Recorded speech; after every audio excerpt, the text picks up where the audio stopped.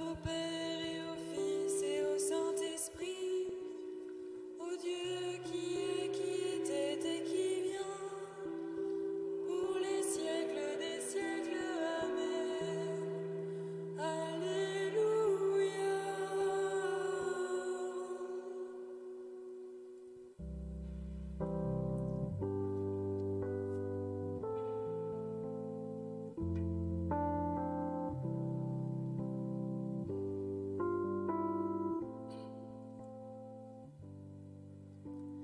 Viens, Esprit Saint, feu d'amour,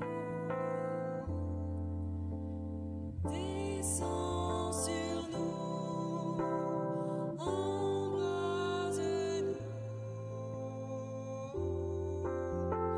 Viens, Esprit Saint, feu d'amour, descends sur nous, embrase-nous.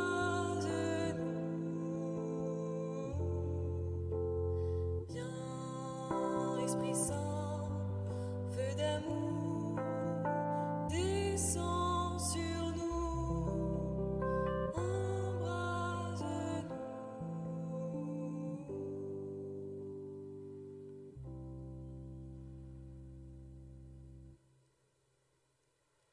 Mes yeux devancent l'aurore, car j'espère en ta parole, Seigneur.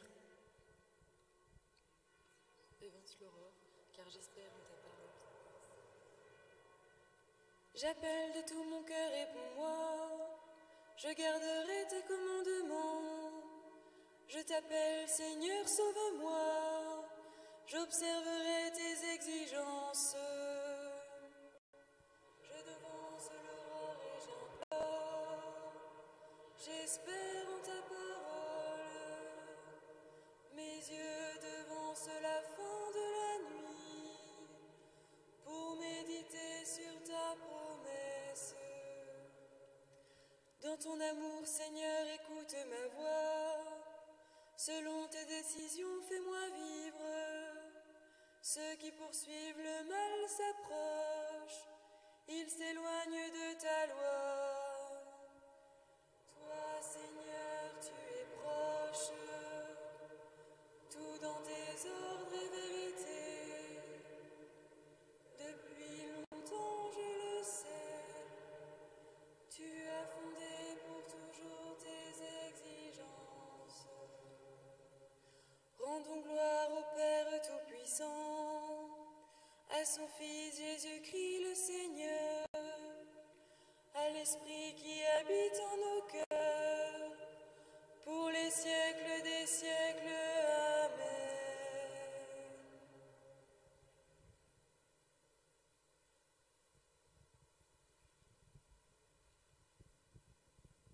Frères, redoublez d'efforts pour confirmer l'appel et le choix dont vous avez bénéficié. En agissant ainsi, vous ne risquez pas de tomber. C'est ainsi que vous sera généreusement accordée l'entrée dans le royaume éternel de notre Seigneur et Sauveur Jésus-Christ.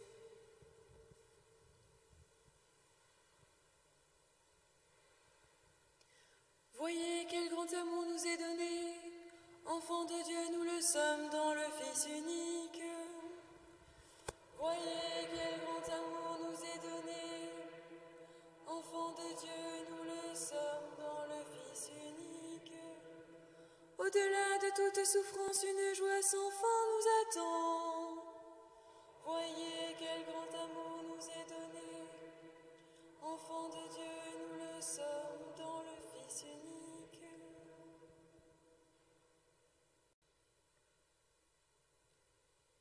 Lumière des nations, sauveur des hommes, béni sois-tu, Seigneur.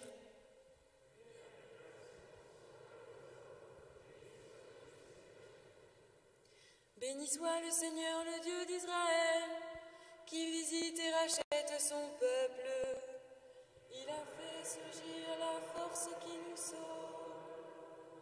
dans la maison de David son serviteur.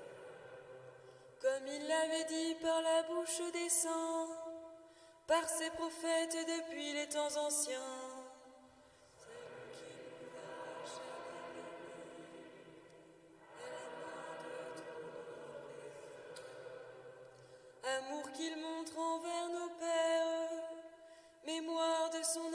l'Alliance sainte.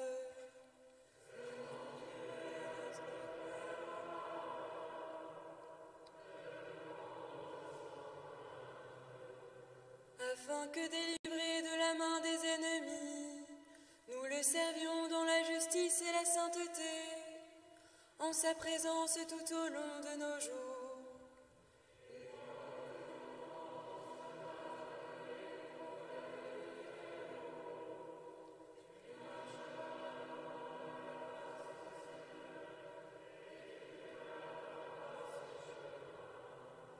Pour donner à son peuple de connaître le salut par la rémission de ses péchés.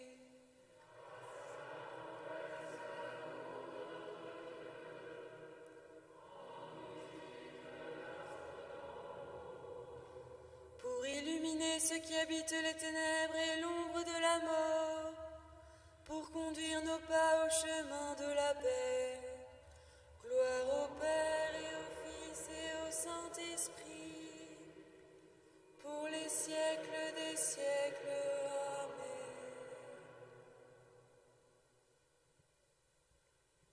Avec toutes les générations qui ont chanté la gloire de la Vierge Marie, disons à Dieu notre reconnaissance. Nous te louons, Seigneur, et nous te bénissons.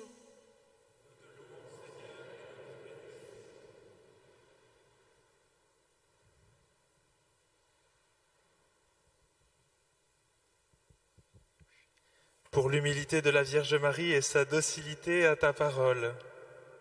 Nous te louons, Seigneur, et nous te bénissons. Pour son allégresse et pour l'œuvre en elle de l'Esprit. Nous te louons, Seigneur. Pour l'enfant qu'elle a porté, qu'elle a couché dans la mangeoire. Pour son offrande au temple et son obéissance à la loi. Pour sa présence à Cana, pour sa tranquille prière. Pour sa foi dans l'épreuve, pour sa force au calvaire. Pour sa joie au matin de Pâques, et parce qu'elle est notre mère.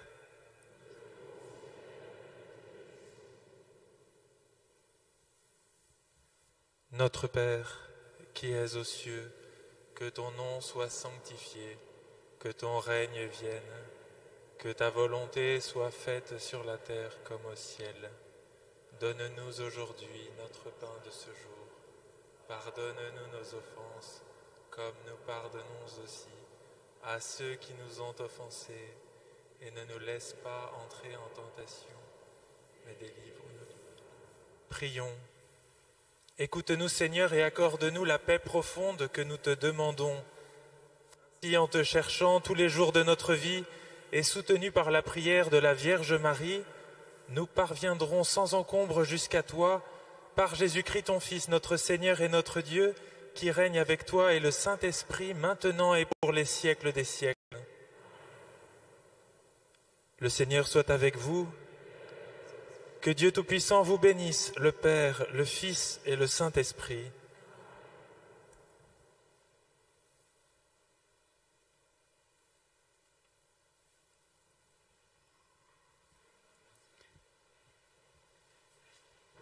Merci Mathias et Pauline pour les laudes. Et bienvenue à tous ceux qui nous rejoignent en ligne. Normalement, le live est arrivé au cours des laudes. Donc bienvenue à chacun, qu'il soit derrière son écran ou ici présent, à cette table ronde « Comment retrouver les 99 brebis ». Pour cette table ronde, nous avons la joie d'accueillir le pasteur Julien Coffinet, qui nous vient de Cergy-Pontoise, un très lointain village. Maëlle de Port-en-Part, qui nous vient de Lyon, d'une paroisse de Lyon. Et le père Luc Pialou de Bretagne. Et cette table ronde sera animée, et nous le remercions vraiment par avance, par Antoine-Marie de Famille Chrétienne. Merci beaucoup. Merci.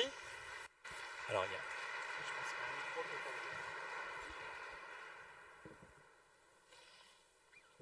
merci, bonjour à tous. le moins qu'on puisse dire, c'est qu'on est porté par la prière que nous venons de faire ensemble et que si nous nous plantons, nous aurions une grande responsabilité parce que nous sommes effectivement très très portés par cette prière communautaire que nous avons fait. Voilà, j'installe mon bazar, pardon. Voilà, bienvenue. Cette expression des 99 brebis, est-ce que tout le monde en sait à peu près l'origine? Est-ce qu'il y en a qui ignorent encore à peu près d'où elle vient? Je voudrais juste vous dire la joie qu'est la mienne. Moi, je m'occupe de la rédaction de Famille chrétienne depuis 4 ans, le journal missionnaire, le journal qui encourage les familles à la mission depuis plusieurs années déjà. Et j'ai eu le privilège auparavant d'être à peu près pendant 2 décennies au Vatican, à suivre 3 papes. Et le dernier m'a un peu épuisé, objectivement. Au bout de 3 ans, j'ai dit est-ce que je ne pourrais pas venir me reposer à Paris? Donc je me repose dans le Christ, trêve de plaisanterie. Ce pape, au tout début du pontificat, nous l'avons vu venir avec beaucoup de surprise, avec beaucoup d'enthousiasme aussi. On se pose toujours quelques questions, mais il est génial. Et ce pape, je me souviens, je vous raconte juste rapidement cette histoire, je me souviens, au 3e mois de son pontificat, j'étais devant mon écran et mon ordinateur pour taper une dépêche, ce qui était mon travail de journaliste, taper une dépêche sur cette rencontre que le pape faisait avec le diocèse de Rome et les laïcs engagés dans le diocèse de Rome. Il faut savoir que cette rencontre se faisait toutes les années, mais cette année-là, le nombre de participants avait doublé, voire triplé. On avait dû passer de la basilique Saint-Jean de Latran à la salle des audiences Paul VI au Vatican. Il y avait des gens jusque dans la rue, je vous mens pas, allez voir les images, et le pape était déchaîné. C'est-à-dire que le pape s'est lâché et il nous a fait plusieurs des meilleurs punchlines de son pontificat. Et ces fameuses 99 brebis. Et là, on s'est dit, waouh, quel enthousiasme et quel entrain pour la mission.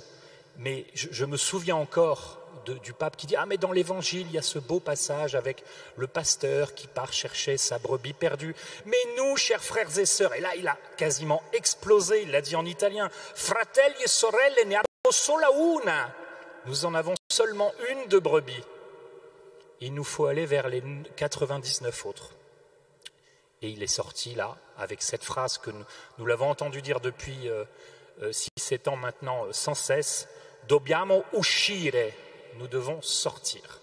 Voilà ce que nous allons essayer de faire avec vous 3, c'est de sortir, d'essayer de voir comment on peut sortir de ces paroisses fermées justement que reprochait le pape avec pas mal de vérité et de franchise ce jour-là. Et je vous lis juste la fin de ce gros paragraphe. Allez voir le texte sur le site du Saint-Siège. Et quand une communauté est fermée, toujours avec les mêmes personnes qui se parlent, dit le pape, cette communauté n'est pas une communauté qui donne vie, c'est une communauté stérile, c'est dur mais c'est vrai, c'est une communauté qui n'est pas féconde, la fécondité, et là ça s'adoucit un peu, la fécondité de l'Évangile vient par la grâce de Jésus-Christ, mais à travers nous, à travers notre courage, notre prédication, notre patience. Alors, c'est le moment de vous accueillir tous les 3. Vous allez vous présenter chacun tour à tour. Pendant quelques minutes, je vous ai donné l'instruction de prendre le temps à peu près d'une bonne homélie. Donc, on sait à peu près de quoi il s'agit. Je vous présente tour à tour avant votre intervention. Et j'ai peut-être demandé à Maëlle de commencer. Maëlle de Porzampar, vous êtes mariée, mère de famille. Vous avez passé du temps avec Fidesco en mission au Sénégal, des années avec l'Arche. Et puis, ces 6 dernières années, vous avez été particulièrement engagé dans la mission, dans une paroisse de Lyon, au sein de l'équipe d'animation pastorale, au sein d'autres initiatives que vous allez certainement nous raconter. Et on va vous écouter, nous donner quelques témoignages de cette évangélisation que vous avez vécue et que vous entendez continuer à vivre encore. Maëlle. Bonjour. Alors, en effet, la mission, ça fait partie de ma vie.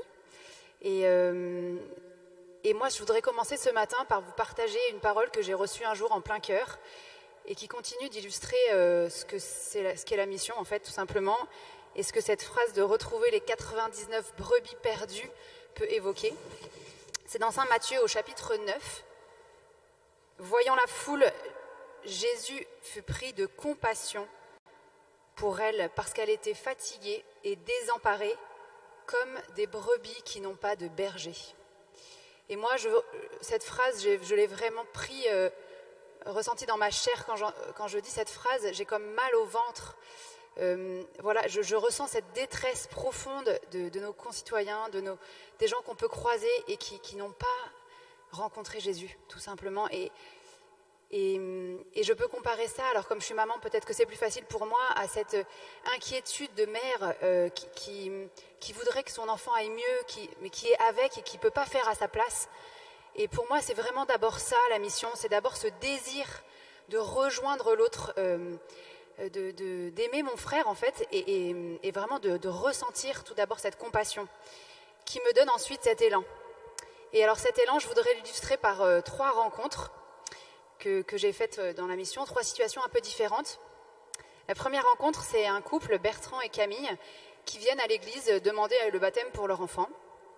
Classique, ils ne sont pas mariés, ils viennent jamais, mais ils ont envie que leur enfant soit baptisé, et donc on les accueille, ils font une préparation baptême classique, mais le couple qui les accueille prend soin de tisser un lien avec eux, et les rappelle régulièrement, les invite à la messe.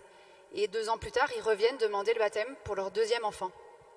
À cette époque, on avait un peu réfléchi à la mission et on s'est dit que ces couples qui venaient très occasionnellement, on devait les accueillir un peu mieux. Et donc, c'est comme ça qu'on les rencontre. On se met en fraternité avec eux pendant 3 mois. Et on va les visiter et on les voit tous les 15 jours. Et puis, à la fin de ces 3 mois et demi, on leur propose de continuer. Et ils acceptent. Ils continuent en fraternité. Et puis, ils viennent de temps en temps à la messe, 1 fois par mois, puis 2 fois par mois. Et cette année, Bertrand et Camille reviennent demander le baptême pour leur 3e enfant et ils vont suivre la préparation au baptême des pratiquants parce que désormais, ils font partie de la famille.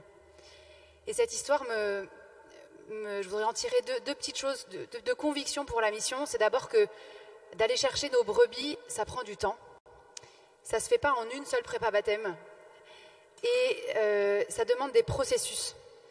Bertrand et Camille, ils ont eu besoin qu'on les accueille avec leurs propres besoins et qu'on ne leur donne pas la même chose à manger qu'on donne aussi à nos pratiquants. Et voilà, ce temps et ce processus ont permis qu'en 5 ans, ils passent de dehors à dedans et ils vont continuer. Et j'espère par exemple qu'ils pourront se marier à l'église.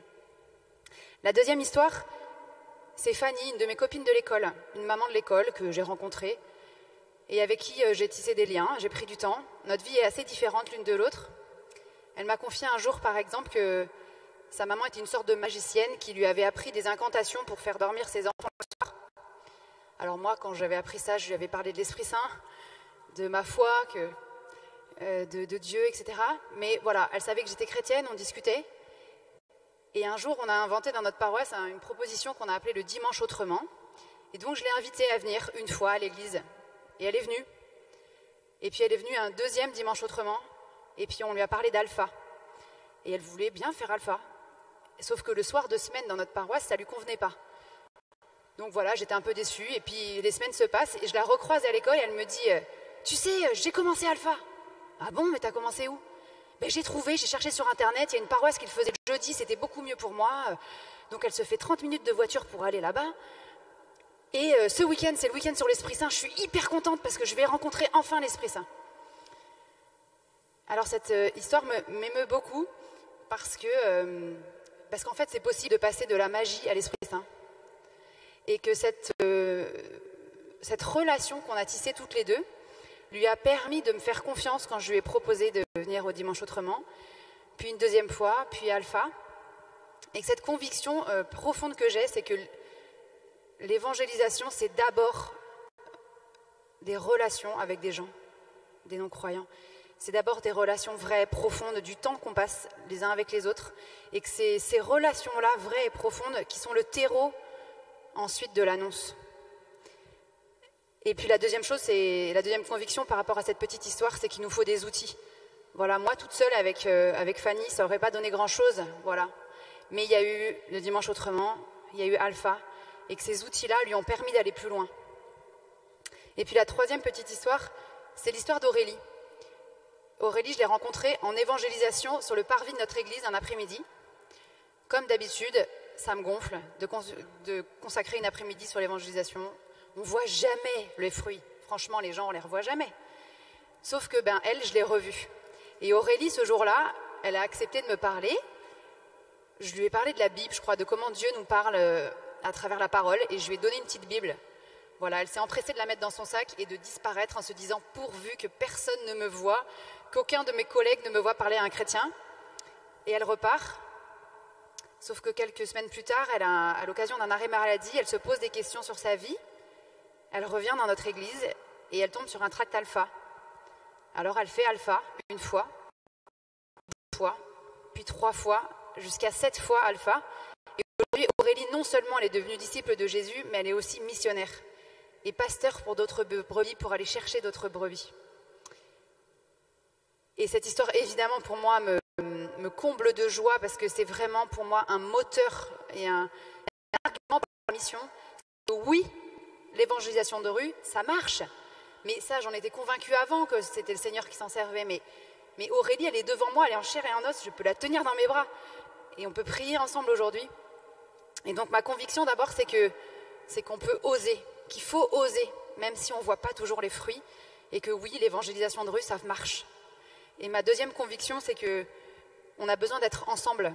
C'est que moi, toute seule, je ne serais jamais allée sur le parvis de mon église.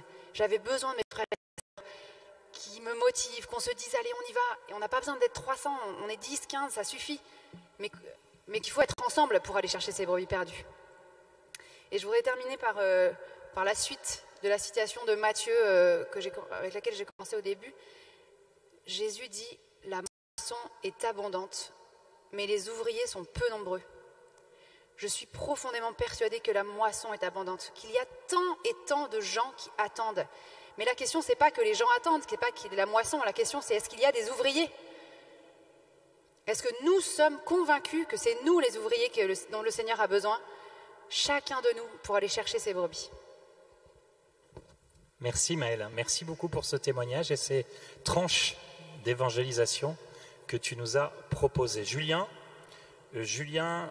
Coffinet. Julien, tu es depuis une vingtaine d'années pasteur de l'Église protestante unie de France, depuis une dizaine d'années, j'ai dit une vingtaine d'années, une dizaine d'années, et tu as totalement reboosté une communauté dans les Yvelines, à Saint-Germain-en-Laye, et tu sembles avoir l'odeur des brebis, on va essayer d'en être convaincu, et donc tu as été mis en charge avec d'autres d'un projet de revitalisation d'une église qui était fermée depuis quelques années à Dreux.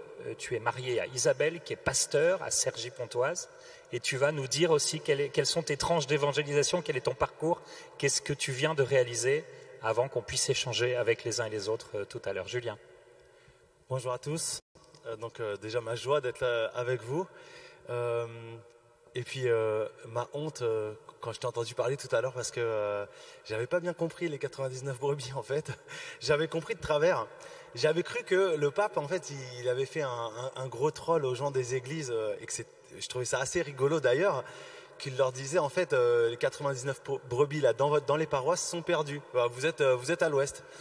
Du coup je l'avais compris comme ça et je m'étais dit ah c'est vachement marrant et en plus ça m'avait stimulé. En plus je trouvais que c'était bien dans le sens de l'évangile. Je m'étais dit voilà c'est vrai qu'en fait quelque part il y a dans cette interpellation le fait de dire quelque part est-ce que nous ne sommes pas là nous dans l'église aujourd'hui dans cette situation des pharisiens qui se font tout le temps bouger par Jésus en mode bah ouais on est les gens bien, on est dans les synagogues, on est tranquille. Et puis en même temps, on a les fesses posées sur les bancs de la synagogue.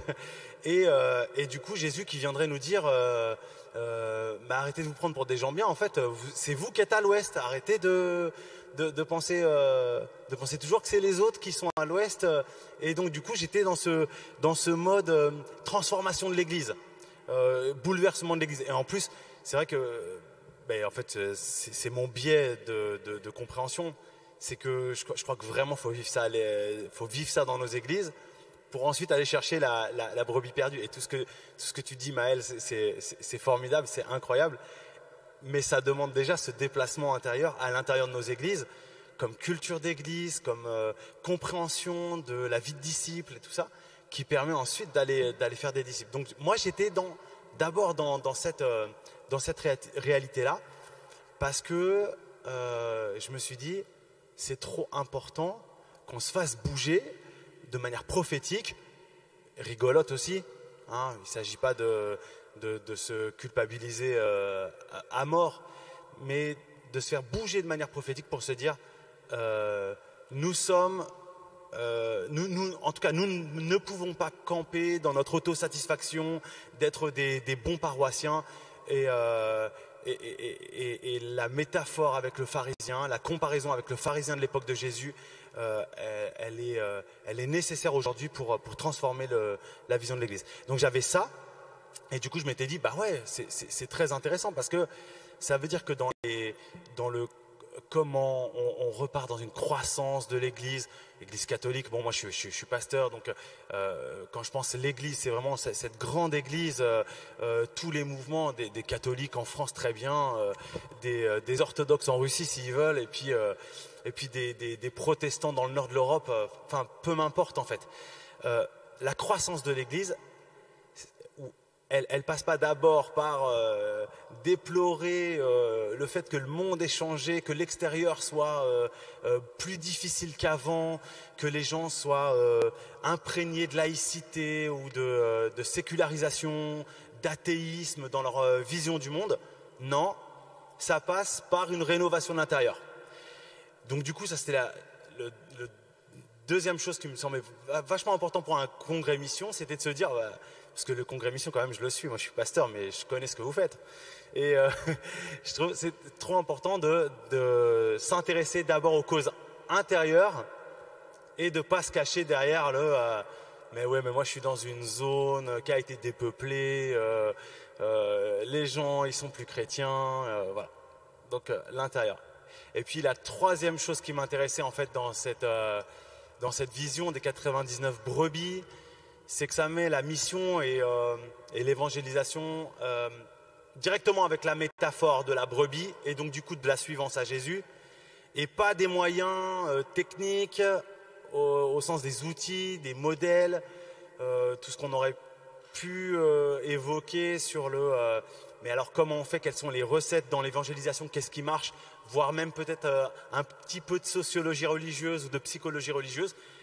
Et ça met d'abord sur la question de la suivance à Jésus à l'intérieur des églises.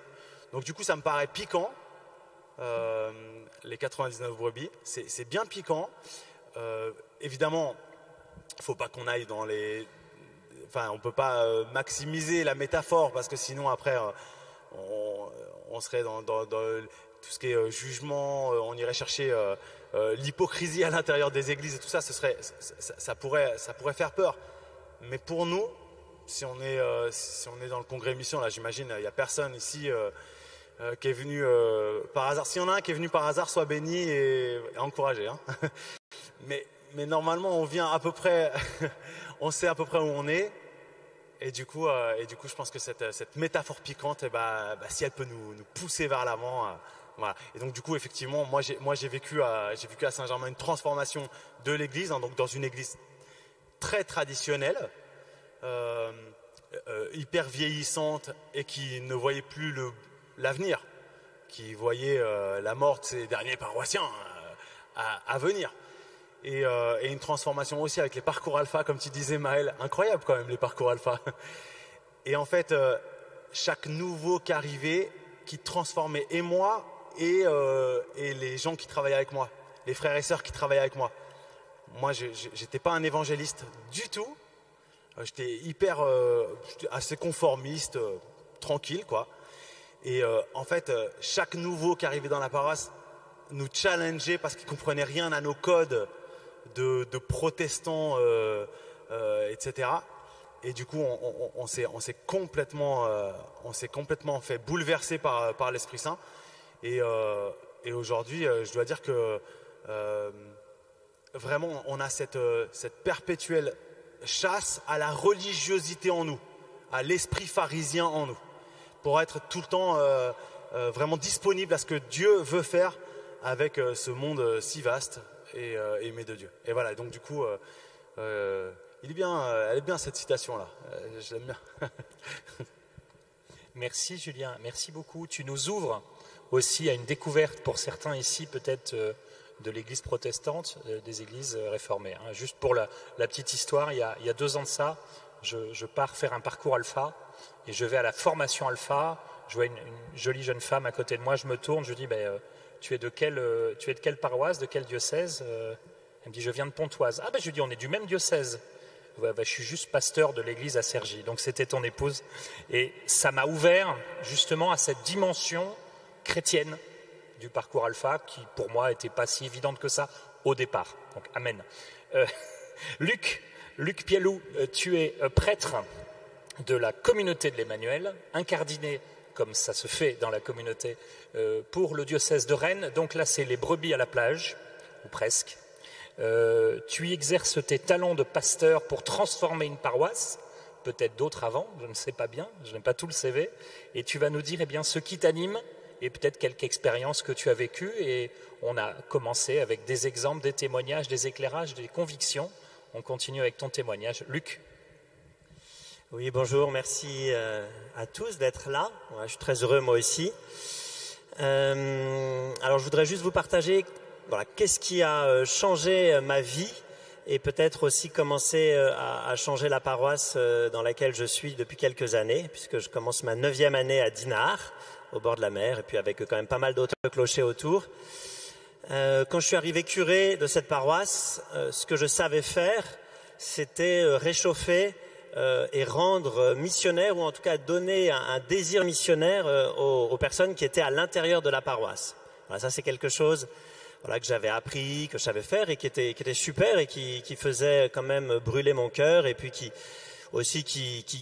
faisait naître des belles relations à l'intérieur de la paroisse, des grands désirs. Et puis la 2e année, à Dinard, il y a eu ce fameux texte du pape François, La joie de l'évangile, qui m'a profondément touché, marqué.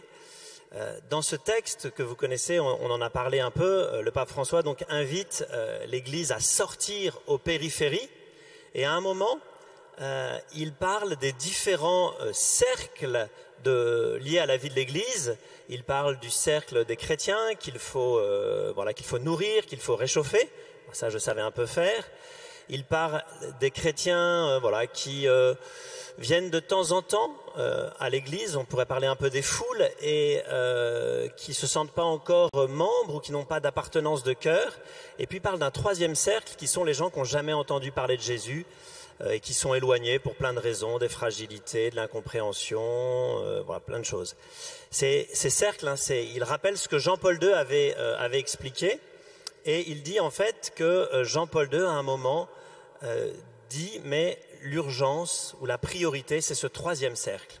Et dans ce texte, il y a après une petite parole du pape François qui m'a transpercé, où le pape François dit « Si nous prenions au sérieux ces paroles, que se passerait-il » Et en fait, en entendant cette phrase, je me suis dit en fait, il se passerait un truc dingue. Et en même temps, ça me paraissait complètement abstrait. Et j'avais presque l'impression aussi que dans cette parole du pape François, je ne dis pas qu'il était défaitiste, ça c'est mon interprétation, mais il y avait un peu de dire en fait, que se passerait-il, mais est-ce que quelqu'un va le faire? Est-ce qu'il y en a qui vont construire l'Église, construire leur vie à partir des personnes qui sont loin? Et je me rendais compte que en fait ça je ne savais vraiment pas faire, que dans mon agenda je passais mon temps pour les personnes de l'intérieur de l'Église. Un peu plus profondément, je me rendais compte que je ne connaissais a priori aucune structure ecclésiale qui faisait vraiment ça. Voilà. Et en même temps, ça faisait naître en moi un grand désir, et je me rendais compte que dans l'Évangile, c'est ça que Jésus fait.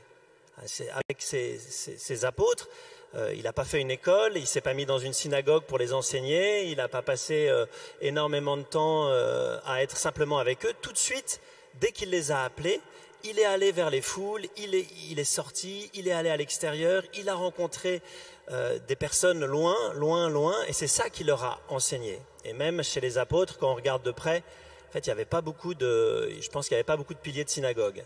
Voilà, dans les Actes des Apôtres, hein, quand Pierre et Jean, pourtant on pense que Jean voilà, est quelqu'un de très formé, on nous dit que le Sanhédrin dit mais ces gens sont sans instruction en accueillant Pierre et Jean. Voilà.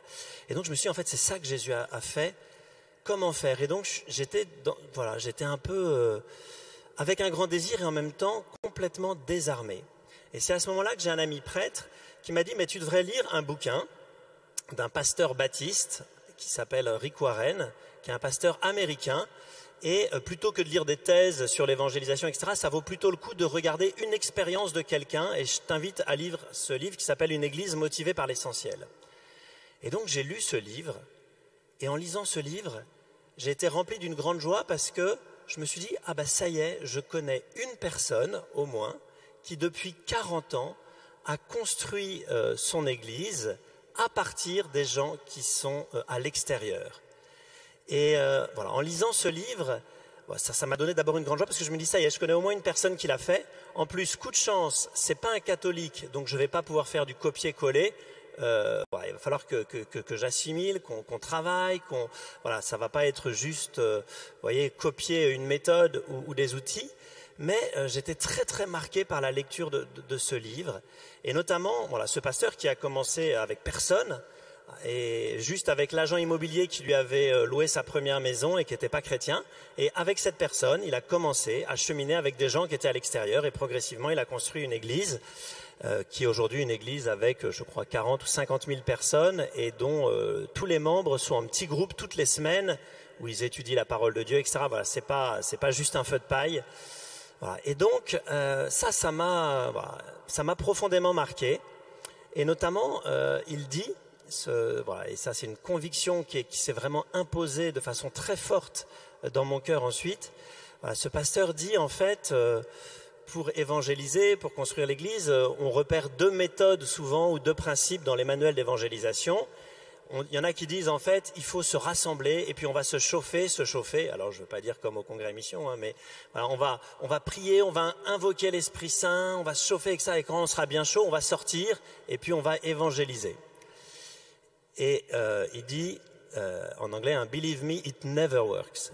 Croyez-moi, ça ne marche jamais. Parce qu'en fait, quand on se chauffe, on est tellement bien ensemble.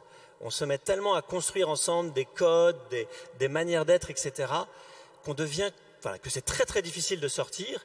Et puis surtout pour les gens de l'extérieur, c'est complètement inatteignable et c'est, j'allais pas dire sectaire, mais c'est un univers qui leur fait peur, quoi, qui est étrange.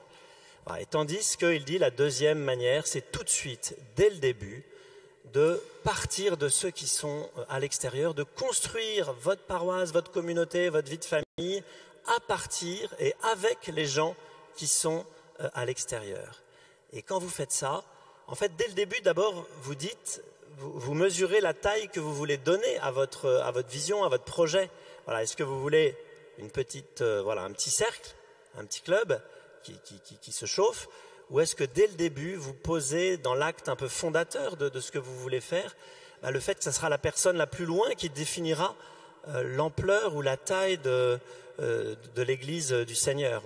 Et bien sûr, c'est ce que Jésus a fait, c'est ce que les apôtres ont fait. Dès qu'ils ont reçu l'Esprit Saint, ils ne sont pas restés au Cénacle. Hein. Dès le début, on nous dit que c'est des gens très loin qui les entendent, hein, des Parthes, des Mèdes, des Élamites, ce qu'on explique dans les Actes des Apôtres. Voilà. Et donc, je me suis dit, maintenant, je suis invité à construire ma paroisse à partir des gens qui sont à l'extérieur.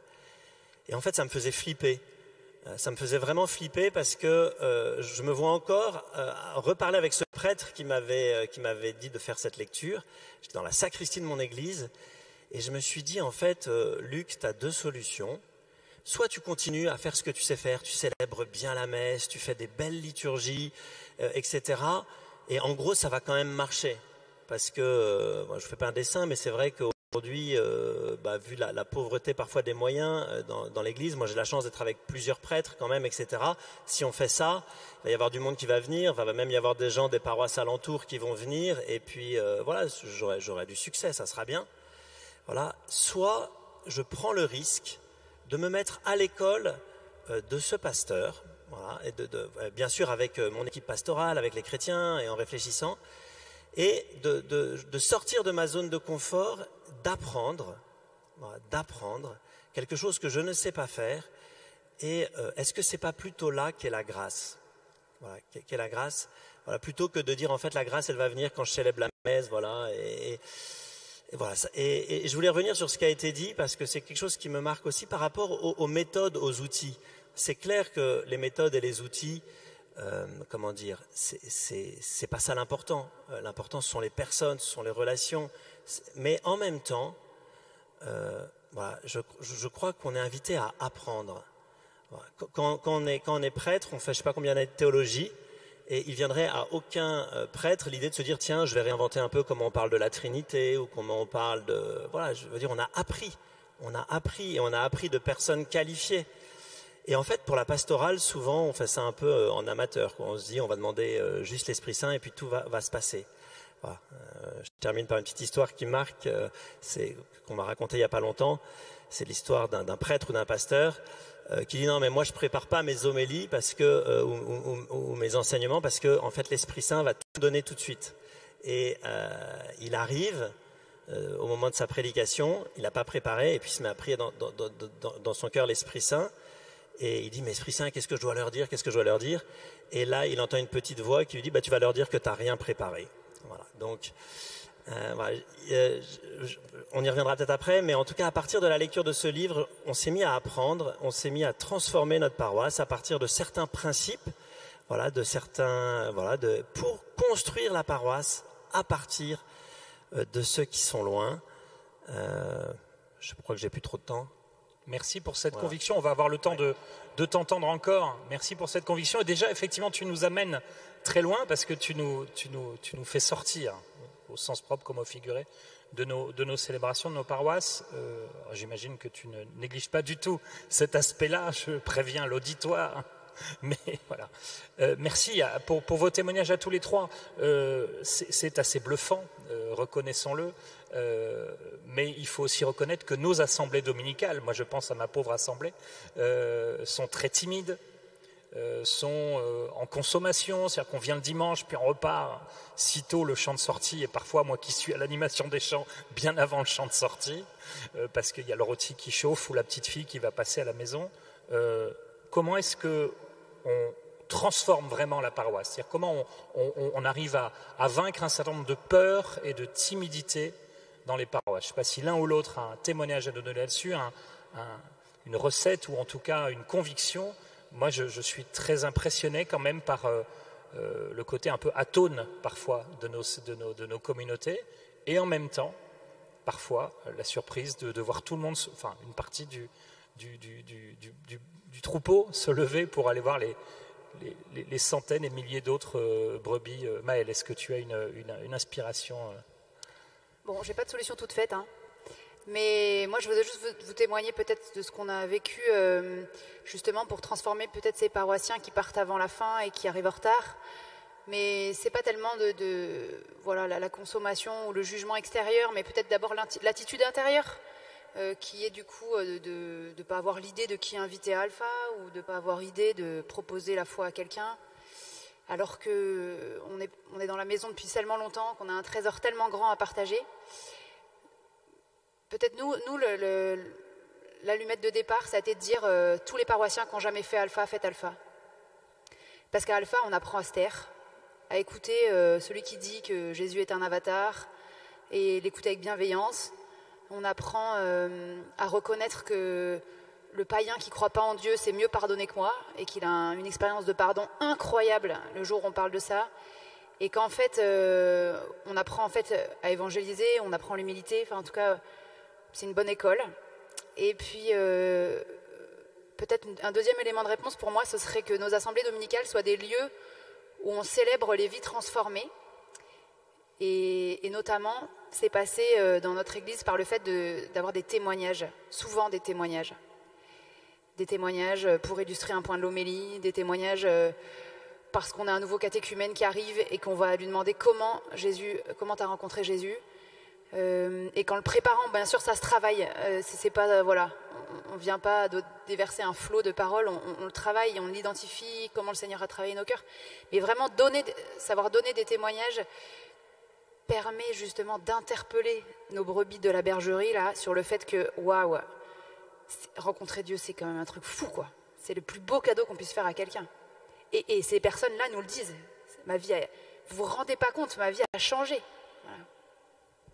Donc la conversion, effectivement, est une conversion déjà de ceux qui vont aller vers les autres et qui sont totalement transformés, bien au-delà de ce qu'ils imaginaient. Est-ce que vous avez peut-être des témoignages à nous donner, des propositions à nous faire là-dessus? Moi, je voulais juste entendre peut-être Julien nous dire, je crois savoir que tu as vécu toi-même une propre conversion de pasteur. Enfin, est-ce que je me trompe en disant que tu es peut-être arrivé dans l'église protestante unie un peu au début pasteur, je dirais pas administratif, mais avec moins de vision évangélique ou d'évangélisation Oui, carrément. En fait, le protestantisme, il a ses problèmes. Hein.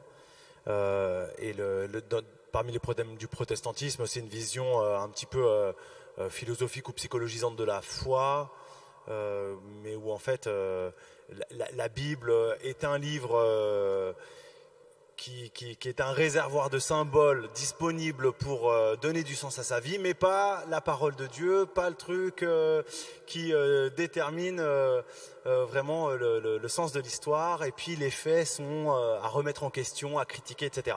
Donc moi, j'étais dans ce type de protestantisme-là, et donc du coup, quand effectivement, moi, je me suis égaré dans mes études de théologie pour aller faire un truc qui ressemblait en fait à un peu d'éducateur ou assistante sociale, mais dans une version un petit peu avec option philo dans les études, un truc comme ça. Puis j'ai découvert ma femme aussi en études de théologie, et elle fuyait une carrière de musicienne, voilà, dans un truc. C'était en Alsace, donc en Alsace, vous savez, en plus la faculté de théologie se retrouve au milieu de l'université de sciences humaines de Strasbourg, parce qu'il y a un statut particulier en Alsace, voilà. Donc on était perdus là, et en fait ça a bien marché, on a réussi à devenir pasteur sans quasiment jamais avoir lu notre Bible, et en étant des... je crois qu'on avait de l'empathie pour les gens, on était sympathiques, et on enseignait qu'il fallait mieux aider la vieille dame à traverser plutôt que de l'écraser, enfin voilà, des trucs normaux. Qu'est-ce qui s'est passé alors? Et en fait, dans notre première paroisse, en fait, mais c'est-à-dire que cette vision-là, en fait, tu dois prêcher la parole de Dieu tous les dimanches. Donc déjà, tu dois la lire, et puis tu dois la prêcher à des paroissiens. Tu dois la prêcher à un gars qui est en train de mourir, en fait, qui est sur son lit et qui te demande de lire la Bible et de lui dire où il va après. Et du coup, là, les questions sont plus des questions de sens. C'est le paradis et l'enfer. Est-ce que c'est sérieux? Le pardon des péchés. Quelqu'un qui te raconte vraiment que ça n'a pas été dans sa vie, mais il veut demander pardon à Dieu de tout son cœur. Mais est-ce qu'il ira quand même au paradis? Des trucs comme ça. Et donc, du coup, là, les questions sont plus simplement des plus-values de sens, des trucs où, voilà, le christianisme est une voie parmi d'autres avec le bouddhisme et l'hindouisme et le New Age. C'est la question de, est-ce que c'est vrai? Est-ce que c'est faux? C'est exact ou erroné? Est-ce qu'on va au paradis après? Voilà, des choses comme ça. Donc ça, c'est vraiment les paroissiens. Et puis, on a eu une rencontre qui a changé notre vie à mon épouse et moi. En fait, dans la paroisse où on est arrivé exactement en même temps une fille qui était en esclavage moderne depuis 2 ans en France et qui est arrivée dans la paroisse quasiment le même dimanche où on est arrivé. Ça faisait 2 ans qu'elle n'était pas sortie de chez elle. Et au bout de 2 ans, elle a eu le droit, le dimanche, d'aller au temple protestant. Et elle est arrivée en même temps que nous dans la paroisse. On a commencé à se connaître un petit peu, à essayer de voir un petit peu ces histoires de papier, ces histoires invraisemblables. Elle ne parlait pas français. Elle venait du Burundi, elle avait vécu 10 ans de guerre, le génocide, Tutsi, Hutu. Elle avait vu son père se faire égorger à 11 ans sous ses yeux. Elle avait un niveau de primaire. Voilà. Et au bout d'1 an, en fait, elle est venue habiter chez nous. Je suis allé la chercher dans la maison de son colonel, un colonel de l'armée de son pays qui était en diplomatie à Paris. il retenait les papiers, il voulait pas que je prenne la valise. Tout ça allait arriver avec un sac à dos chez moi et dans ma famille. Et on a vécu avec elle. Et là, le premier soir, on se dit bon, on va manger quoi. Hein. Et nous, on priait pas avant de manger. On était des impies quoi. Mais on se dit ouais, là on est avec une sœur et tout. Elle est un peu piétiste. Il va falloir qu'on prie quoi. Et du coup, on a commencé à prier avant de manger. On a commencé à prendre des temps de prière aussi le soir. Elle dit oui, on va prier, on va être dans la présence du Seigneur. Bah écoute, si tu veux, on va faire bien, on va faire le pasteur quoi. On va faire le pasteur. On a joué au pasteur en fait. Et à force de jouer au pasteur, on s'est rendu compte que Dieu répondait, que Dieu parlait avec nous, que Dieu était un Dieu de miracles. On a vu miracle sur miracle dans sa vie et dans la nôtre et dans la paroisse. Elle nous a évangélisés. Moi, je me suis converti, ma femme s'est convertie, mon père s'est converti, des amis de mon père et des amis à moi se sont convertis grâce à son témoignage. Et ça a été quand même le début d'un bousculement un peu important, quoi. Amen. Amen, amen, amen. Merci Julien. C'était de ma part une question un tout petit peu hors sujet, mais qui nous a conduit à comprendre que la conversion du pasteur avec un grand P et de tous les pasteurs que nous sommes appelés à être, elle se fait par la réalité, elle se fait par la fameuse odeur des brebis. Ta brebis était burundaise, elles peuvent être de toute nationalité, de toute extraction, et souvent, on l'a compris avec le Père Luc tout à l'heure, très loin de la paroisse. Je voudrais comprendre, Père Luc, quels sont les obstacles à la mission dans la paroisse. Est-ce que vous pouvez nous dire un petit peu? Il ne faut pas qu'on se cache un peu les échecs, parce qu'on a l'air super content, ça se passe super bien. Est-ce que ça se passe super bien chez vous? Ou est-ce que vous avez des difficultés? Est-ce que vous avez des difficultés? On est d'accord. Vous aussi, ça me rassure. Quels sont les obstacles et surtout, comment on essaie de les passer? Est-ce que vous avez un récit à nous faire là-dessus? Ouais, il y a sûrement plein d'obstacles. Le premier obstacle, je vais être un peu provoque, que je vois, c'est que lorsque l'on se convertit au Christ, très vite, et c'est super dans un premier temps, on oublie comment ceux qui ne connaissent pas Jésus pensent. Et on entre dans une vie nouvelle, dans un monde nouveau, et ça c'est extraordinaire. Mais les gens qui sont loin, ils ne sont pas dans ce monde nouveau, ils ne sont pas dans cette vie nouvelle. Et très vite, ça va créer une distance, ça peut créer une distance, une barrière. Voilà, toujours dans ce bouquin qui m'a pas mal inspiré, ce pasteur a une parabole que je trouve qui explique bien cette barrière ou cet obstacle. Il donne la petite parabole, il dit que son père était le meilleur des pêcheurs à la ligne qu'il connaissait, parce que, dit-il, mon père pensait comme les poissons. Et donc mon père, il savait à telle heure du jour que tel poisson, il avait envie de ça, il avait besoin de ça, c'est ça qu'il cherchait.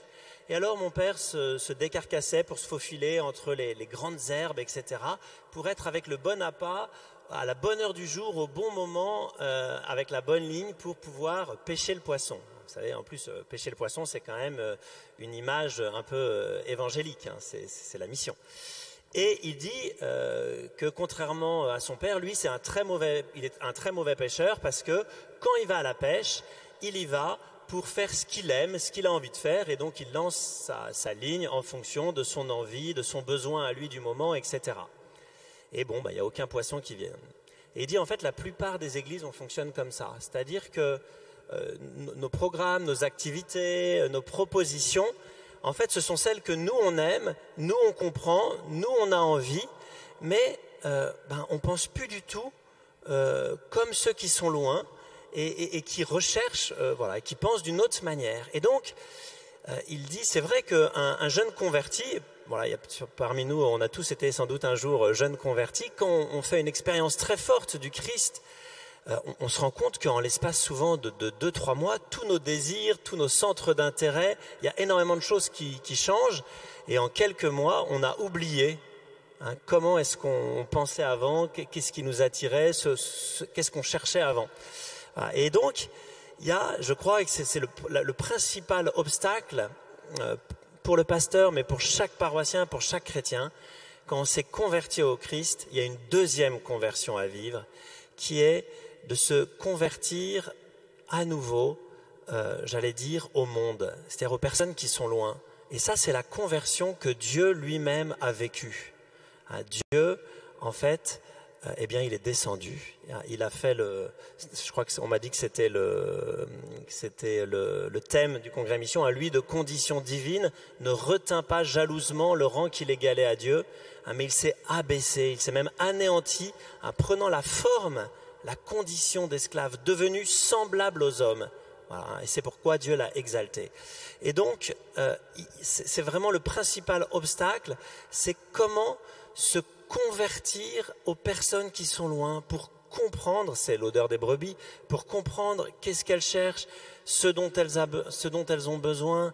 Voilà, Dieu, il a fait ça. Dans l'Ancien Testament, c'est dingue. Voilà, il a épousé même les désirs ambigus du peuple. Par exemple, à un moment, le peuple veut un roi et Dieu veut pas qu'ils aient droit parce qu'ils disent, quand ils demandent un roi, en fait, ça veut dire qu'ils veulent pas que je règne sur eux. Et il va quand même accepter de leur donner un roi et à travers ça, il va créer un chemin pour progressivement les amener jusqu'à lui. Et donc, le principal obstacle, c'est que ce que l'on fait, ce que l'on donne dans nos églises, c'est pour les gens de l'intérieur, c'est pour les gens qui sont convertis. Mais il y a très peu, alors il y en a quelques-uns, on a parlé d'Alpha, Maël a parlé tout à l'heure des dimanches autrement.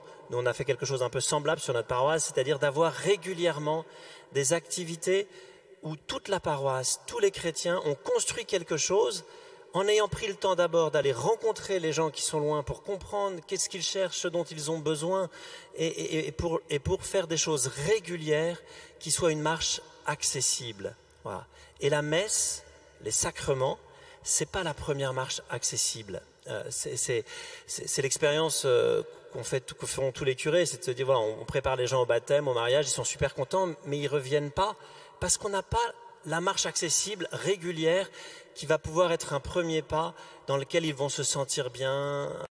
Voilà. Donc c'est, je pense, la première chose. Et ça prend du temps, il faut connaître les personnes. Nous, on allait les visiter en faisant du porte-à-porte avec un petit questionnaire pour essayer de comprendre leur avis.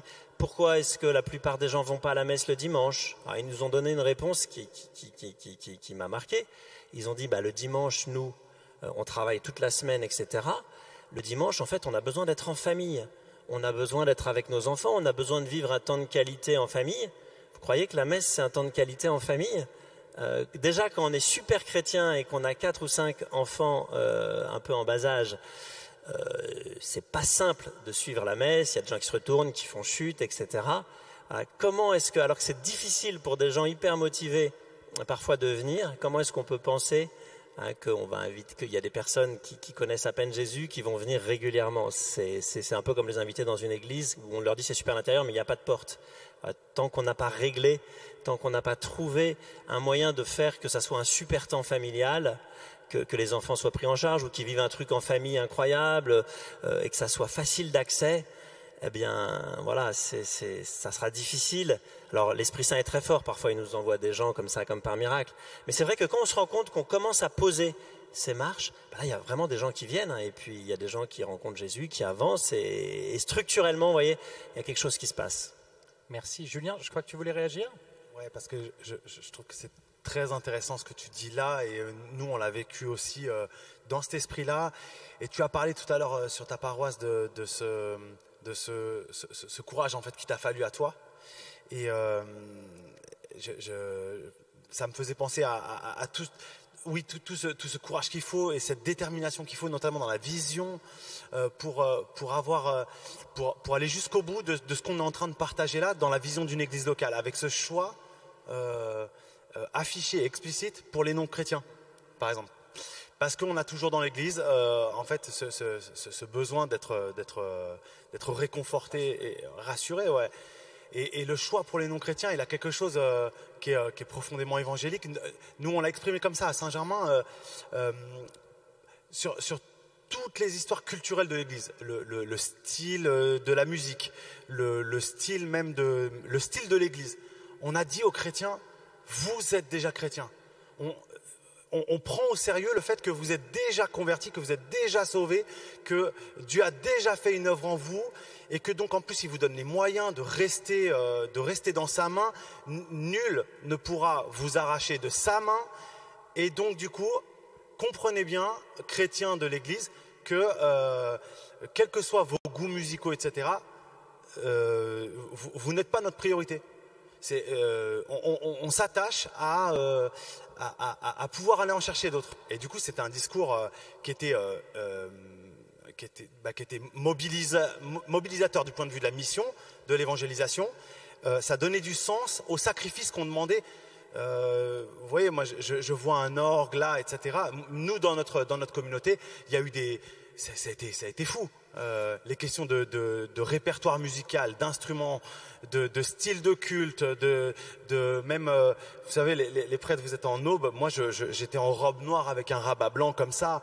Et puis après, j'ai fini en jean à 1 mètre de l'assemblée. Voilà. Et ce genre de truc, en fait, qui faisait mal à la culture et aux habitudes de certaines personnes dans l'église, on leur a dit, s'il te plaît, comprends bien qu'on le fait pour des non-chrétiens. Toi, t'es sauvé. Et quelque part, il faut aller jusqu'au bout, même si tu quittes l'église, en fait. Même si tu quittes notre église locale, en fait, on te bénit, t'es déjà sauvé, trouve un endroit où t'es bien. Mais là, nous, on doit avancer pour les non-chrétiens. Et ça va jusque-là. Et c'est pour ça que c'est tendu pour les responsables, les équipes qui sont en responsabilité, parce qu'elles doivent faire un choix dans un discernement qui est hallucinant, en fait. Se dire, qui veut gagner sa vie la perdra. On peut perdre 80% de l'assemblée. Mais si on ne le fait pas, eh ben on va être à côté de la plaque dans la mission de Jésus. Ce serait fou. Enfin, voilà qui n'est pas peigner et coiffer sa brebis, comme dit le pape, et la seule brebis que nous avons, de la brosser toute la journée. On a, avant que vous me prépariez peut-être dans l'Assemblée quelques questions qui viendraient de l'échange que nos 3 invités ont eu à l'instant. Peut-être une question, Maëlle, sur à moins que tu veuilles rajouter quelque chose à ce qui a été dit, mais je pensais à ce dimanche autrement. Peut-être de raconter quand même en quelques mots ce que c'est, parce que c'est quand même aussi un outil, on l'a bien dit tout à l'heure, c'est cette réflexion entre la nécessité des outils et, comme dit l'autre, en même temps de la grâce de l'Esprit Saint qui est indispensable et de la conversion pastorale. Mais il y a quelques outils qui effectivement, alors Alpha, ça y est, on a tous fait Alpha, on va tous faire Alpha, on va continuer, on t'a entendu dire qu'il faut envoyer tous les paroissiens Alpha. Ça, moi, je vais retourner à ma paroisse ce soir, je vais engueuler mon curé, mais en tout cas, le pousser à ce qu'on encourage tout le monde à y aller. Le dimanche autrement. Oui, je peux vous en dire quelques mots. On a donc réfléchi à se demander quelle était cette première marche qu'on pourrait proposer et qui soit un temps, une fois, pas obligé d'être suivi d'un autre parcours, voilà, on puisse venir comme on est. Et donc on a mis en mode brainstorming plein de post-it sur un grand papier avec qu'est-ce qu'il faudrait. Donc il en est sorti de la convivialité, du café, jus d'orange, un super service accueil. Il en est sorti de la musique contemporaine, donc en effet un groupe avec batteur, chanteur, voilà, une sorte de pop louange si on veut utiliser notre jargon à nous, mais qui ressemble un peu en fait à la musique qui passe à la radio, quoi, la pop, mais sauf que c'est des paroles chrétiennes. On en a tiré aussi le fait qu'il fallait des témoignages de vie transformée. Et puis, pour moi, le nœud, c'était de se dire, pour Rick Warren, c'est facile chez les Américains, ils partent de la Bible et ils descendent ce que la Bible veut dire pour aujourd'hui, ça marche. Les Américains, ils sont OK avec ça. Nous, on a essayé de penser brebis et de se dire, en fait, nous, si on parle de la Bible à nos contemporains, au moment où on prononce ce mot, ils se tournent et ils s'en vont. Ou alors ils sont un peu curieux et ils nous écoutent poliment. Et donc il faut qu'on parte de sujets qui les concernent et qu'on ne commence pas par dire Dieu dit, il y a écrit dans la Bible, je crois, enfin ça. Et donc on prend un thème, par exemple la lumière d'une rencontre ou la gratitude, voilà, vivre dans la gratitude, on a fait une fois, ou réenchanter la fraternité une autre fois. Voilà, on prend un thème par rapport à ce qui se passe dans le monde aujourd'hui, en priant bien sûr, en réfléchissant qui concerne nos contemporains, voilà. Qu'est-ce qui les intéresse aujourd'hui? Qu'est-ce qui est dans leur cœur et qui pourrait les conduire à Dieu? Et on prend un thème complètement humain. et on assume ce thème d'une manière humaine. Sur le premier partie du topo, là, les 10 premières minutes, on n'est que à l'horizontale. On ne met pas Dieu dedans. On met de la philosophie, de l'anthropologie, je sais pas, des citations de quelqu'un de connu, enfin n'importe quoi, mais on assume ce thème humainement. Ensuite, on met des témoignages de gens qui sont transformés à partir de ce thème. Et après, on parle de Dieu. Comment Dieu vient éclairer cette question qu'on a en nous, de vivre la fraternité, de vivre dans la gratitude, de cette vie après la mort, parce qu'on a eu aussi ce thème-là. Et on termine par un temps de démarche où les personnes peuvent poser un acte, repartir différent. Et il y a des démarches complètement non chrétiennes, c'est-à-dire qu'on ne met pas Dieu dans la démarche. Mais déjà, on pose un petit choix. Et puis, bien sûr, on peut prier pour eux, voilà. Et il y a des démarches aussi en lien avec Dieu. Et on finit par des food trucks, un café, un apéro, voilà. Donc ça, c'est très brièvement résumé. Mais en fait, cet outil, il ne marche pas si nos paroissiens n'invitent pas. Et cet outil, il nous permet de développer cette culture de l'invitation, cette culture de notre sortie, quoi, de savoir vers qui je vais aller.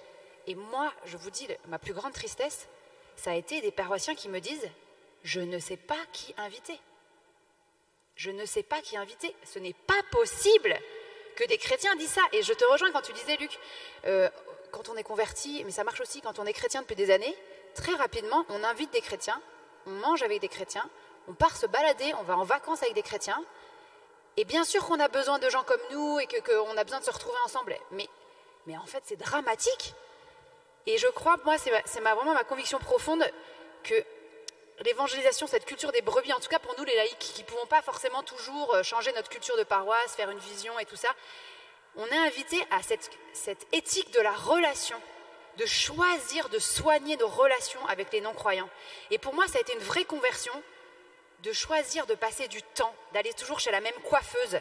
Parce que si un jour je veux lui donner mon témoignage et je veux l'inviter au dimanche autrement, il faut qu'on soit en relation, qu'elle me connaisse, que je l'ai écoutée. Et donc ma coiffeuse, oui, je lui ai fini par lui donner mon témoignage et oui, je l'ai invitée au dimanche autrement. Mais c'est pareil pour l'entraîneur de foot de mes gamins. Si l'entraîneur de foot, je lui largue toujours mon enfant, je repars et puis je lui dis bonjour et merci, je ne pourrais jamais l'inviter au dimanche autrement. Sauf que, oui, un jour je l'ai emmené, je me suis intéressée à sa vie, qu'est-ce qu'il fait le week-end, il est toujours pris, ah oui c'est vrai, zut, avec le foot, il y a un samedi matin, un dimanche matin, et quand est-ce qu'il pourrait, et qu'est-ce qu'il croit en Dieu, et un jour, oui, mon fils lui a amené une invitation dimanche autrement, il a été hyper touché, il l'a remercié, mais moi jamais de ma vie je pouvais penser ça. Voilà, l'entraîneur de foot, la coiffeuse, mon producteur de viande, je l'ai invité au dimanche autrement, mais parce que j'ai choisi d'aller au marché, de discuter avec lui, d'être concernée par comment il nourrit ses porcs, qu'est-ce qu'il fait, quelle est sa vie. Et puis un jour, je l'ai invité au dimanche autrement. Voilà, cette éthique du lien. C'est nous, les laïcs, qui sommes peut-être plus souvent en contact avec le monde, qui pouvons aller les chercher, ces brebis. J'ai un coiffeur aussi, quand même. Ah, heureusement, t'as un coiffeur. Alors l'on retiendra que Maël ne coiffe pas sa brebis, mais que la coiffeuse est une brebis. Je vous invite alors à peut-être tenter avec courage une question. Y a-t-il quelqu'un? Il y a une main qui se lève tout au fond de notre église. Je ne sais pas du tout comment c'est. Et il y en aura une autre ici. Pour l'instant, j'en retiens 2. Et on verra pour la suite, pour respecter le timing qui est le nôtre. On a compris quand même, pour résumer, pour revenir un instant et laisser le temps à nos amis peut-être d'aller chercher un micro. Je ne sais pas si c'est comme ça que ça se passe. Est-ce qu'on prend un des micros ici? Voilà. Que l'amour, la connaissance des gens sont essentiels. Donc il y avait une main tout au fond là-bas, et puis une dame ici après, à l'avant. Avancez-vous peut-être un tout petit peu, merci monsieur, pour poser votre question. Que le Seigneur vous inspire. Bonjour, déjà merci beaucoup pour votre témoignage à tous. Je voulais savoir ce que vous conseilleriez comme action concrète à un curé et à une équipe pastorale dont la paroisse est très tournée vers la performance. Donc, que conseiller j'essaie parce qu'on ne vous entend peut-être pas complètement, à une paroisse, à un conseil pastoral très tourné vers la performance? La performance, donc tout est bien, tout roule, il y a des trucs pour tous les âges, pour tout le monde. C'est-à-dire tout roule dans la paroisse. Tout roule dans la paroisse. C'est ce qu'on a entendu du Père Luc tout à l'heure. C'est-à-dire c'est cette question des cercles, de savoir se décentrer et de sortir effectivement, finalement dans la paroisse, tout se passe bien. Tout le monde a ce qu'il faut, les catéchistes, le service évangélique des malades, l'éveil à la foi. Le dimanche, la messe, ça roule, il y a un animateur, il y a un organiste avec des super chants, si on revient à ce qu'a dit Julien tout à l'heure. Qu'est-ce que vous proposez, Luc? Alors, il y a deux types de performances, donc je ne sais pas trop est-ce que c'est la performance en interne, où effectivement ça roule et les... Ça a l'air d'être de ce niveau-là, mais... Voilà, d'accord. Ce que je conseillerais, moi, c'est ce que disait Maël, alors c'est vraiment de prendre le temps d'aller rencontrer les personnes qui sont à l'extérieur de l'Église pour être enseigné par ces personnes. C'est-à-dire, nous, c'est une des premières choses qu'on a fait, c'est qu'on a développé on allait faire du porte-à-porte dans les quartiers. On a choisi les quartiers les plus défavorisés. À Dinard, il n'y a pas que des quartiers favorisés, il y en a quand même pas mal, mais il y a aussi des quartiers défavorisés. Et on est allé rencontrer les personnes, donc avec l'impression peut-être parfois de perdre du temps, et pour leur poser quelques questions et pour leur dire en fait votre avis nous intéresse. Voilà, votre avis nous intéresse, on a envie de vous écouter. Et donc avec un petit questionnaire. Et je pense que ça peut être une première piste parce que ça transforme vraiment le cœur de faire cela. Voilà. C'est vrai que ce qui est compliqué, je me rends compte que ce qui est compliqué en fait, c'est que quand on est dans quelque chose qui marche, où on a l'impression que ça marche, il faut vivre une expérience. Voilà, les coachs, ils parlent d'une expérience émotionnelle correctrice. On peut vous expliquer pendant des heures que vous ne savez pas accueillir, qu'il n'y a pas de nouveaux chrétiens dans l'église qui arrivent, etc. Ça reste abstrait. Il y a un moment, il faut vivre une expérience, parce que c'est ça qui fait que ça bascule. Et quand on a vécu cette expérience, tout est différent. Plus rien n'est comme avant. Quand on a vécu le goût de voir des personnes qui n'étaient pas chrétiennes, qui étaient loin de l'église, qui étaient cabossées et qui reviennent, et que ça commence et qu'il y en a de plus en plus, etc. En fait, voilà, tout est nouveau, tout est différent. Il y a une telle joie, c'est la joie de l'évangile. Il y a plus de joie pour une brebis perdue qui se convertit que pour 99 justes. Alors peut-être que dans une paroisse sur la performance, il y a 99 justes à l'intérieur. Mais c'est vrai que je crois que c'est vraiment vivre une expérience. Alors j'en ai cité une, mais vous savez, c'est comme quand comme curé, vous dites à vos paroissiens, on ne sait pas accueillir, on ne sait pas accueillir. Vous les expliquez ça 20 fois. D'abord, vous les saoulez, vous les culpabilisez, ça ne marche pas, vous êtes tendus, etc. Et après, parfois, ce qu'il faut, c'est vous allez dans une communauté. C'est peut-être par exemple une communauté qui n'est même pas de votre confession, comme ça va un peu vous chambouler, avec vos paroissiens. Et là, quand ils vont être accueillis sur le parking, à l'entrée, qu'on va leur trouver une place, etc., ils vont dire « Ah oui, en fait, on ne sait pas accueillir. » En fait, ils vivent une expérience super forte. Et en plus, ils se disent « C'est concret, c'est possible. » Moi, je crois que ça c'est une conviction pour moi fondamentale, Dieu nous enseigne toujours à partir des gens qui sont à l'extérieur. Si vous regardez l'Évangile, Jésus passe son temps à être instruit ou à pointer du doigt à 95% des personnes qui sont à l'extérieur. C'est la syrophénicienne, c'est le centurion romain, c'est le samaritain. Voilà, il invite les personnes de sa confession, les juifs et notamment les pharisiens, qui sont les hommes très religieux de sa confession, il les invite à apprendre des païens, à apprendre de ceux qui sont hérétiques pour eux, des samaritains. Voilà. Et ça, je crois que c'est vraiment une attitude et quelque chose qui change, parce que tout d'un coup, il y a un petit élément un peu disruptif, quelque chose qui fait que on va plus ronronner, même si c'est un super ronronnement performant. Voilà. Merci beaucoup. Donc là, compris, face à cette impression de surperformance, à la fois accepter qu'on ne soit pas... accepter qu'il y a un vrai problème et que la performance, c'est pas justement d'avoir une brebis à la maison et qu'elle soit en pleine forme, et puis vivre l'expérience de la mission de l'extérieur. Il y avait d'autres questions. Madame, vous aviez une question, et puis monsieur, alors le micro est là, on passe à vous après. Alors, merci beaucoup pour ces éclaircissements. Moi, j'ai compris, il y a deux orientations possibles. L'approche que j'ai entendue de Maël, qui passe par la relation, aller créer des relations avec des gens qui sont loin et les amener. Et à ce moment-là, je comprends bien le processus.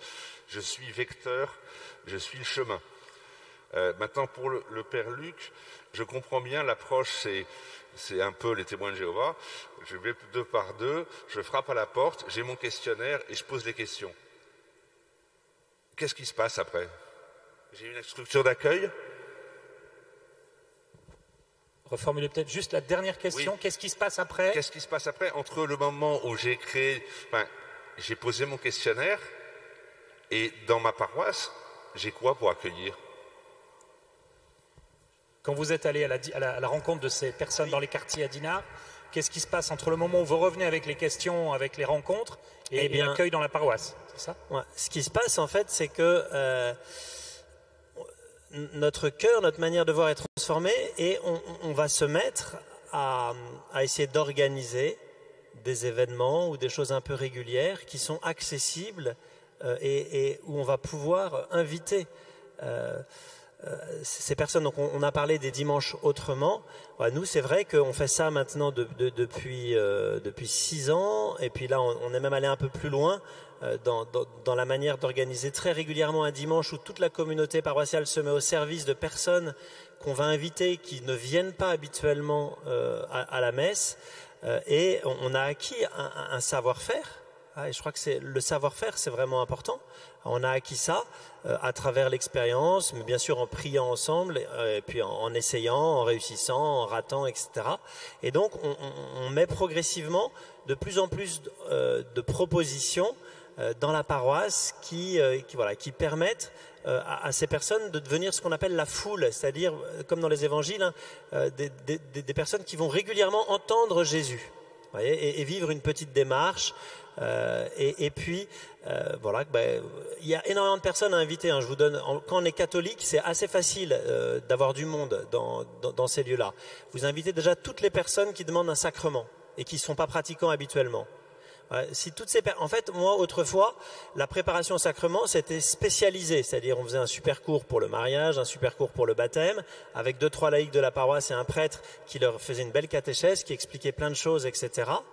Aujourd'hui, en fait, on a un peu arrêté tout ça et on fait venir toutes ces personnes-là à ces activités, à ces propositions régulières où d'abord il y a toute la paroisse, donc ils vont entrer dans une famille, ils vont voir une famille qui se réunit, qui prie Dieu et où ils vont pouvoir progressivement vivre une démarche, vivre une expérience, entendre un témoignage et rencontrer Jésus. Rencontrer Jésus. Au début, quand on a commencé, on faisait des super témoignages de gens qui étaient partis en Fidesco, ou qui avaient donné leur vie. Et en fait, les gens, qu'est-ce qu'ils faisaient? Ils écoutaient puis ils applaudissaient. Mais c'est bon, quoi. C'était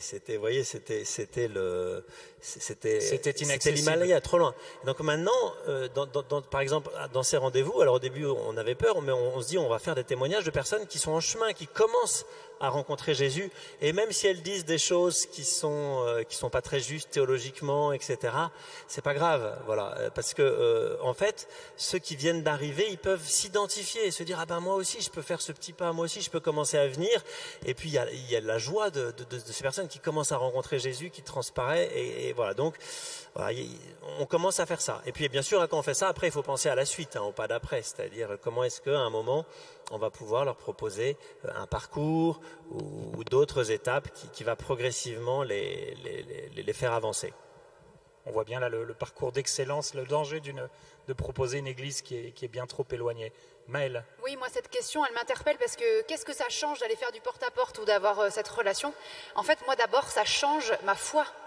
Je vous assure que ma prière est totalement différente quand j'ai évangélisé, parce que j'ai des visages, j'ai des situations, j'ai rencontré Martine, chauffeur routier. Je vous assure que depuis, je vois plus du tout les routiers pareils. En fait, rencontrer des non-croyants, avant de changer les structures, ça change notre cœur.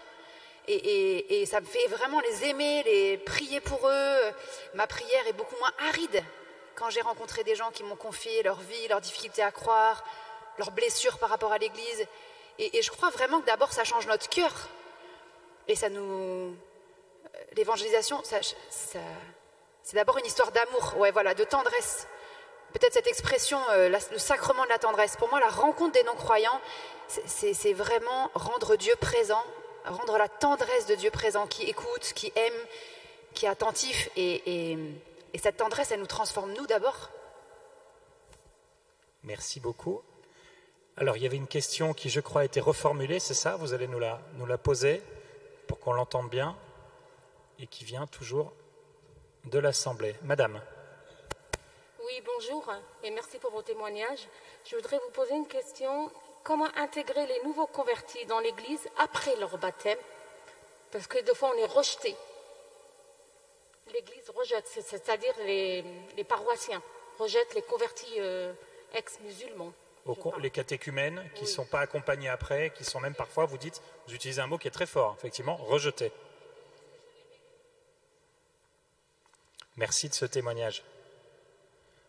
Est-ce que l'un ou l'autre d'entre vous veut...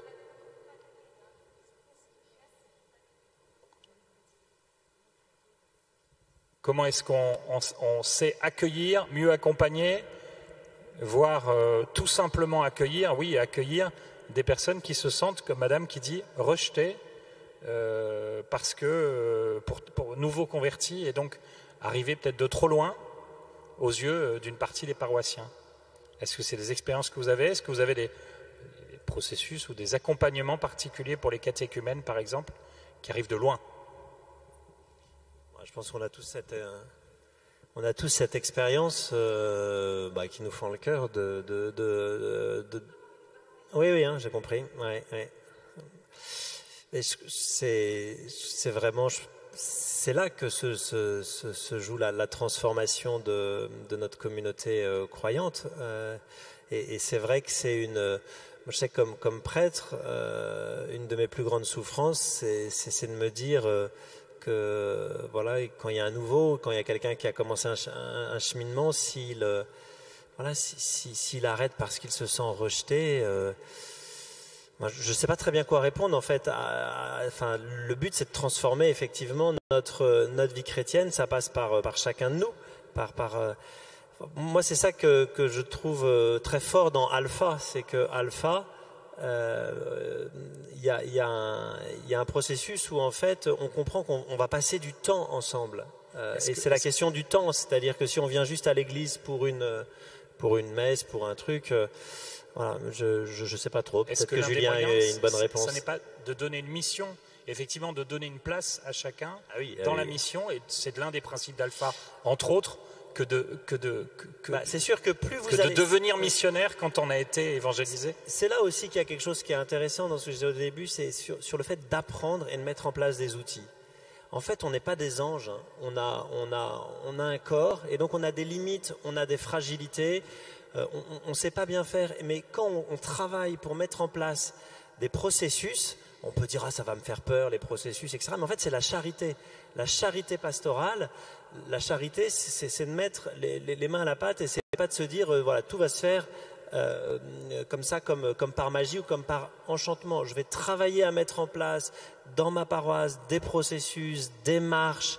Nous, on a commencé par mettre des grosses marches. Vous voyez, à partir des gens qui étaient loin, et puis on a vu qu'il commençait à y avoir des personnes qui passaient, c'est-à-dire qui n'étaient pas chrétiens et qui devenaient missionnaires au bout de 2-3 ans. Il y avait un petit flux, mais c'était déjà réjouissant. Et puis maintenant, depuis 2 ans, on s'est dit on a des grosses marches, mais maintenant on va les tailler. On va faire des marches pour qu'en fait, il y ait de plus en plus de personnes qui puissent passer et de moins en moins de personnes qui soient rejetées. Alors il y a des gens qui disent ouais, mais c'est des techniques, c'est des méthodes d'entreprise, etc. Non, c'est la charité pastorale, c'est que je vais prendre du temps à tailler les marches, à apprendre. Quand je suis allé visiter cette église américaine là, de Rick Warren, florissante, etc., ce qui m'a bouleversé, c'est en fait, c'était bien sûr qu'il y avait plein de méthodes dingues, plein de processus dingues, hyper intelligents, et on aurait pu dire c'est des méthodes commerciales.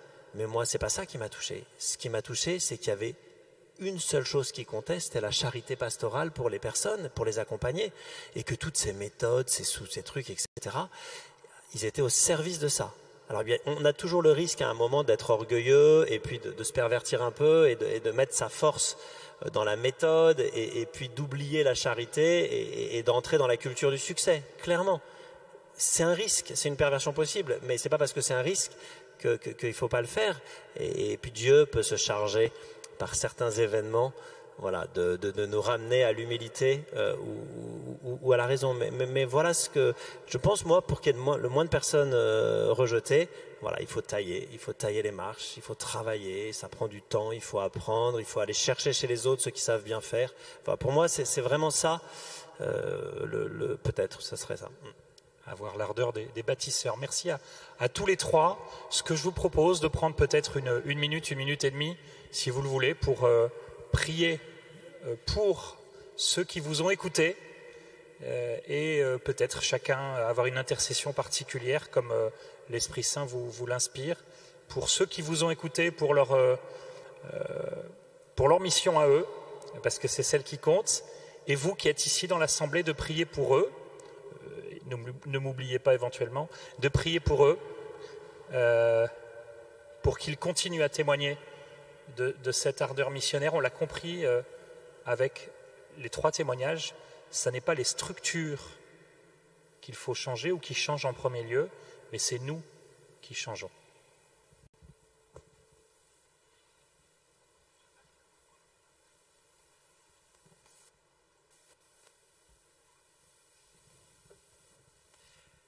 Seigneur Tout-Puissant, je veux te remettre l'Église catholique de France qui est en mouvement. C'est pas mon Église, je suis pas dans cette Église, mais Seigneur, indépendamment de l'institution, etc. Je te remets tous les frères et les sœurs que j'ai dans cette Église, et je te remets ce pays qui est touché dans tout son territoire par des frères et des sœurs catholiques, par des communautés. Et ouais, Père, je te présente vraiment notre pays en te demandant le feu de ton Saint-Esprit dans cette grande église. Vraiment un renouvellement puissant pour que des âmes soient sauvées, parce que c'est ça qui compte, Seigneur. Je te présente nos communautés pour qu'on soit... qu'on arrête de penser à remplir nos lieux, à survivre. Et je te présente les âmes de ce monde en te demandant que tu nous envoies pour les sauver, ou pour te présenter comme sauveur. Voilà, rappelle-nous que c'est un enjeu de vie et de mort. Et puis nous, permets-nous d'être avec ces visages et cette attitude de la grâce, de ceux qui aiment, de ceux qui sont prêts à comprendre, à descendre et à vivre avec. Ouais. Je demande ça au nom de Jésus, Seigneur. Amen. Amen. Seigneur, je te montre nos cœurs, je te confie nos cœurs, je te demande de venir les transformer, de les rendre semblables au tien. Un cœur rempli de compassion et de tendresse, un cœur saisi par la soif de nos contemporains. Viens, Seigneur, viens, Esprit Saint, nous montrer vers qui tu nous envoies chaque jour. Viens éclairer notre intelligence, viens éclairer notre cœur.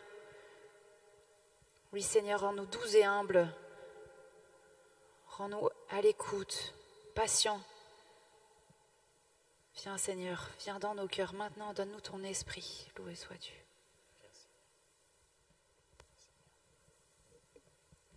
Merci, Seigneur, pour tous ces frères, toutes ces sœurs qui veulent répondre à ton appel pour la mission. Merci pour tous ces beaux visages, toute cette générosité, tous ces désirs d'annoncer l'Évangile. Voilà, Seigneur, nous sommes pauvres, nous avons besoin de toi. Fais grandir en nous la foi, fais grandir en nous la charité, l'espérance. Unis-nous, Seigneur. Fais que aussi tout ce désir d'évangélisation se fasse vraiment dans la communion des cœurs. Donne-nous de nous aimer les uns les autres aussi pour que le monde croie. Seigneur, voilà, viens aussi chasser peut-être toutes les divisions, toutes les tensions. Donne-nous de les vaincre par l'amour, par la charité. Seigneur, donne-nous ton esprit d'amour. Amen. Et Seigneur, je te confie cette personne, cette brebis qui est rentrée ici, celle qui est rentrée ici presque par hasard, peut-être poussant la porte de cette église et qui repart avec un autre regard, un regard neuf. Et nous qui sommes ces brebis, et qui ne sommes de toute façon pas des brebis 100% prêtes à la mission, et tu nous as donné 200% de grâce ce matin, pour partir dans nos paroisses, sur nos différents terrains de mission. Amen, Seigneur. Amen. Merci à tous, parce que le Seigneur nous a conduits dans cette table,